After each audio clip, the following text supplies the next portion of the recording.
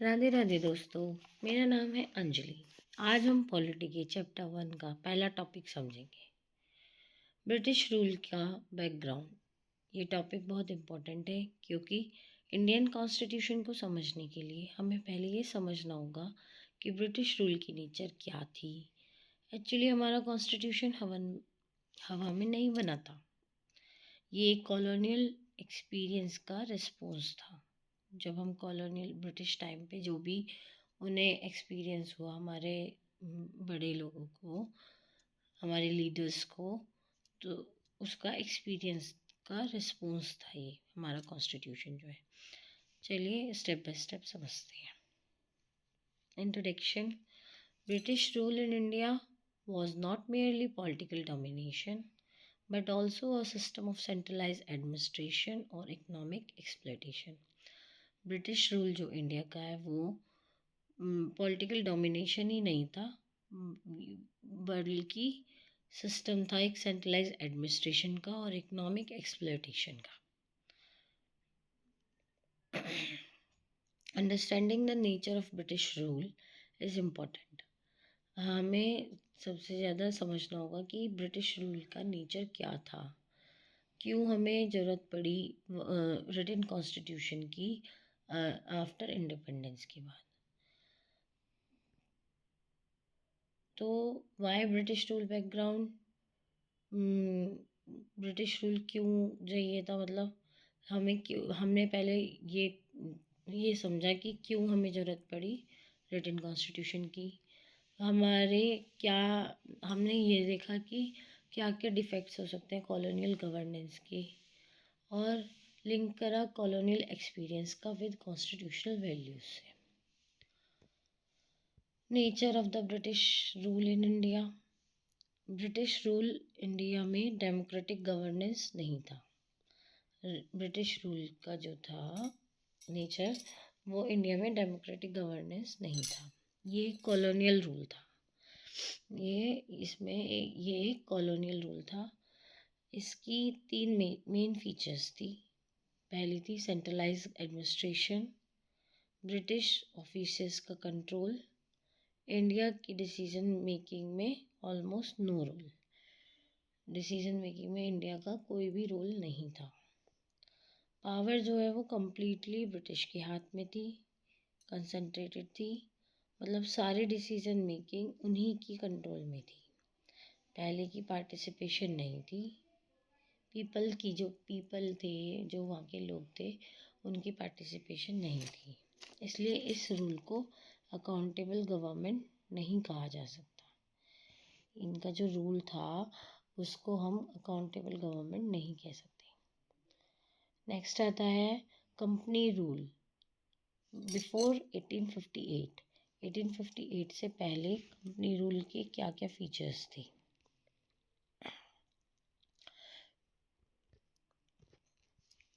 1858 से पहले इंडिया को British east India company rule करती थी।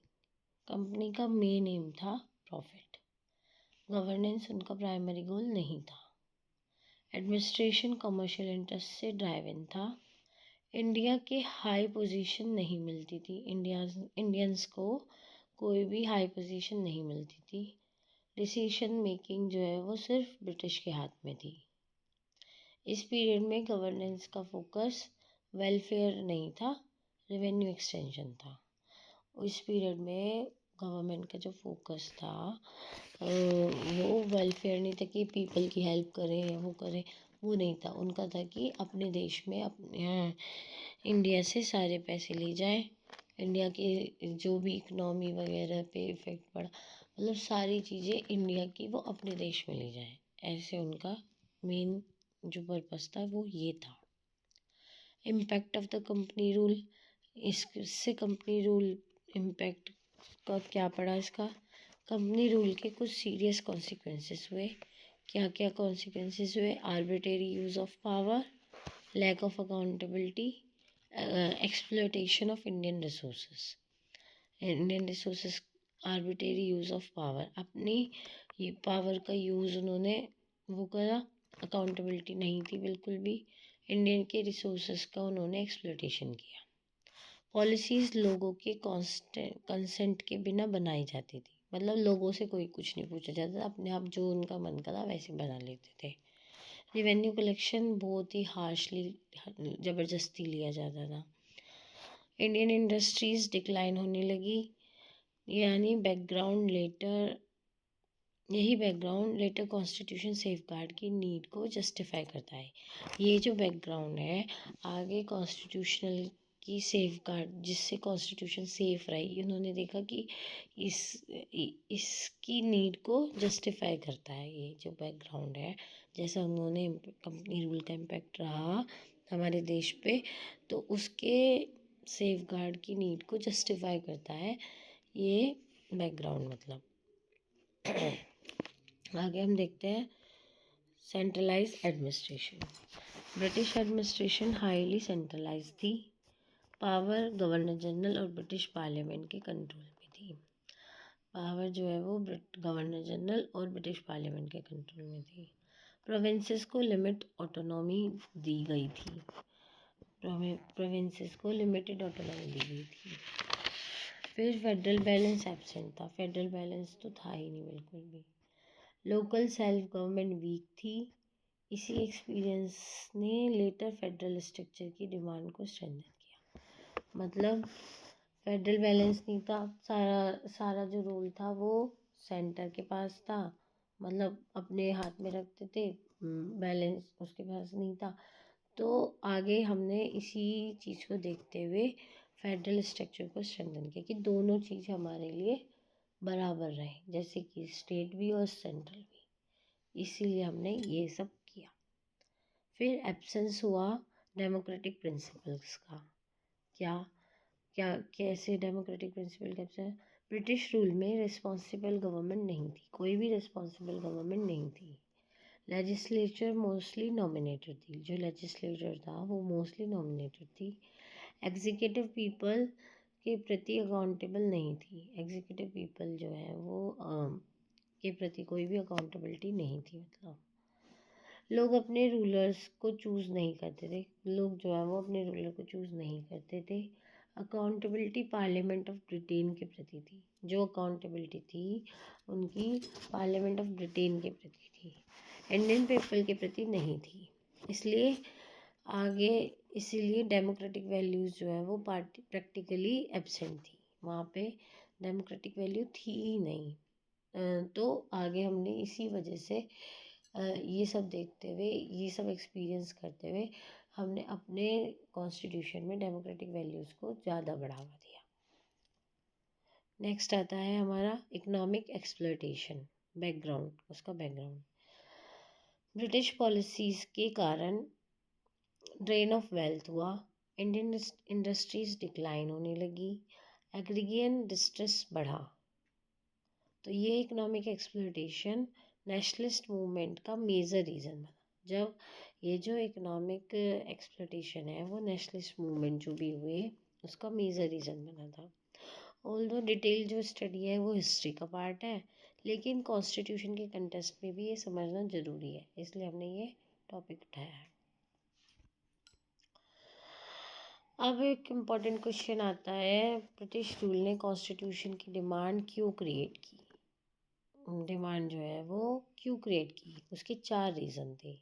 पहला था आर्बिट्रेरी पावर को लिमिट करना, अकाउंटेबिलिटी एश्योर करना, राइट्स और लायबिलिटी प्रोटेक्ट करना, डेमोक्रेटिक गवर्नेंस एस्टेब्लिश करना। नेशनल लीडर्स ने समझा कि अगर रिटन कॉन्स्टिट्यूशन नहीं होगा तो पावर मिसयूज़ हो सकती है, इसलिए कॉन्स्टिट्यूशन एक हिस्टोरिकल नेसेसिटी बन गया। इसलिए जो कॉन्स्टिट्यूशन है वो हमारा हिस्टोरिकल नेसेसिटी बन गया। नेक्स्ट आता है linkage with Indian constitution. Indian constitution ने कॉलोनियल डिफेक्ट्स को करेक्ट किया। क्या क्या करेक्ट किए, कैसे? रिटन कॉन्स्टिट्यूशन बनाया किस लिए? आर्बिट्रेरीनेस प्रिवेंट करने के लिए। फेडरल स्ट्रक्चर बनाया डिसेंट्रलाइजेशन ऑफ पावर के लिए। फंडामेंटल राइट्स बनाए सिटीजन के प्रोटेक्शन के लिए। पार्लियामेंट्री डेमोक्रेसी बनाई एग्जीक्यूटिव अकाउंटेबिलिटी के लिए। इस तरह कॉन्स्टिट्यूशन कॉलोनियल एक्सपीरियंस का करेक्टिव रिस्पॉन्स था। अब हम देखेंगे मेंस का वैल्यू एडिशन। मेंस में आप इसे डायरेक्ट लिख सकते हैं। पहला फिर पॉइंट है, the nature of the British rule made a written constitution with limited government and guaranteed rights a historical necessity for India.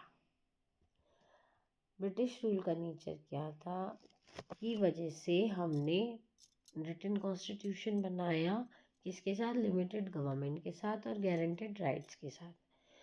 ये एक हिस्टोरिकल नेसेसिटी बना इंडिया के लिए।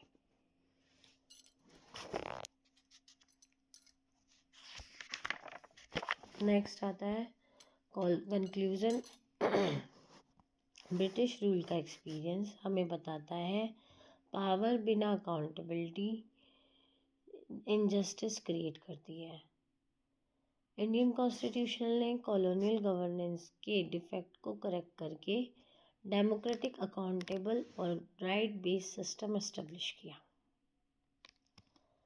इसलिए ब्रिटिश रूल का बैकग्राउंड समझना कॉन्स्टिट्यूशन समझने की फाउंडेशन है।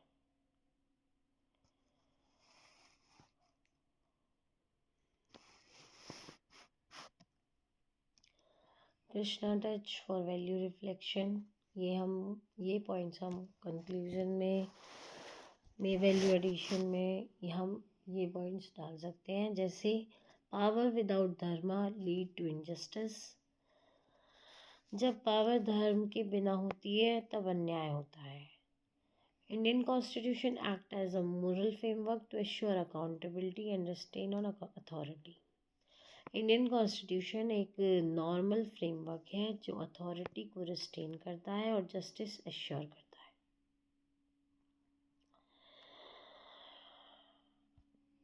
नेक्स्ट, अब वीडियो में के एंड करने से पहले हम प्रीलिम्स के लिए कुछ क्विक फैक्ट्स रिवाइज कर लेते हैं। जैसे फैक्ट 1, 1858 से पहले इंडिया पर ब्रिटिश ईस्ट इंडिया कंपनी का रूल था। फैक्ट 2, 1858 के बाद इंडिया एक्ट 1858 के through administration directly British crown के हाथ में चला गया था। ब्रिटिश रूल की नेचर सेंट्रलाइज और नॉन डेमोक्रेटिक थी। प्रोविंसेस को लिमिटेड ऑटोनॉमी दी गई थी, इसलिए फेडरल बैलेंस एब्सेंट था। इसलिए याद रखिए, कॉलोनियल एक्सपीरियंस ने ही लेटर इंडियन कॉन्स्टिट्यूशन में फेडरल स्ट्रक्चर, फंडामेंटल राइट्स और पार्लियामेंट्री डेमोक्रेसी की फाउंडेशन रखी। ये थे इस टॉपिक के प्रीलिम्स ओरिएंटेड क्विक फैक्ट्स। आज के लिए इतना ही। Thank you so much. Radhe Radhe.